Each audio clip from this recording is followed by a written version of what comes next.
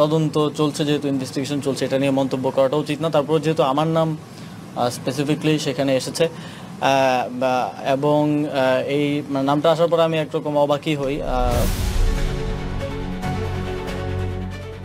গুলশানের সাবেক সংসদ সদস্য শাম্মী আহমেদের বাসায় চাঁদাবাজির ঘটনার সঙ্গে নিজের সংশ্লিষ্টতা নেই বলে জানিয়েছেন স্থানীয় সরকার উপদেষ্টা আসিফ মাহমুদ সজীব ভুইয়া।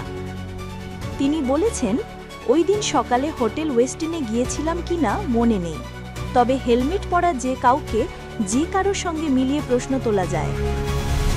বৃহস্পতিবার 14 আগস্ট দুপুরে সচিবালয় সাংবাদিকদের প্রশ্নের জবাবে এসব কথা বলেন আসিফ মাহমুদ। আসিফ মাহমুদ বলেন, চাঁদাবাজির সঙ্গে আমার কোনো সংশ্লিষ্টতা নেই। যা বলা হচ্ছে তা রাজনৈতিক উদ্দেশ্য প্রণোদিত। একজনের অর্থাৎ অপুর যে স্টেটমেন্ট নেওয়া হয়েছে তা জোর করে নেওয়া হয়েছে বলে শোনা যাচ্ছে। তিনি বলেন, তার স্টেটমেন্টে আমার নাম আসার পর একরকম অবাক হয়েছি। 2024 সালের 5 আগস্টের পর তার সঙ্গে আমার কোনো কথা হয়নি।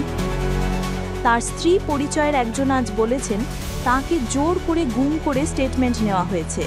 গোয়েন্দাদের পক্ষ থেকেও এমন শুনছি যে গুম করে নিয়ে এমন স্টেটমেন্ট নেওয়া হয়েছে। 5 আগস্টের পর এমন ঘটনা মেনে নেওয়া যায় না। এই সময় নির্বাচনের আগে দায়িত্ব থেকে সরে যাবেন বলে জানান উপদেষ্টা। বলেন, যাদের রাজনৈতিক পরিচয় আছে, অর্থাৎ আগে রাজনীতি করেছেন বা পরবর্তী সময় করবেন বলে চিন্তা আছে, সবারই সরকার থেকে সরে যাওয়া উচিত।